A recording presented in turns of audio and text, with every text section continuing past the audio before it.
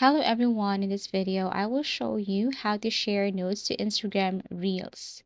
So first you have to make sure that you're using the latest version of your Instagram application to avoid any conflicts and problems when it comes to using a new feature.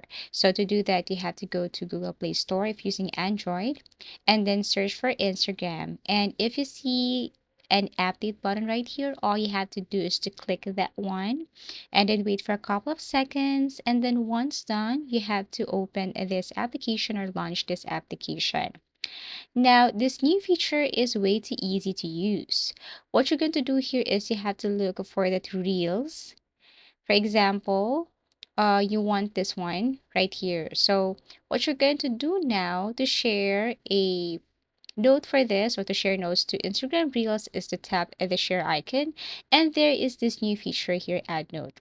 Tap that one and you can add anything you want. For example, fantastic, awesome, something like that.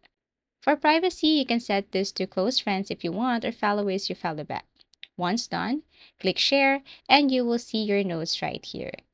Basically, that's it. You have to look again on other reels and do the same.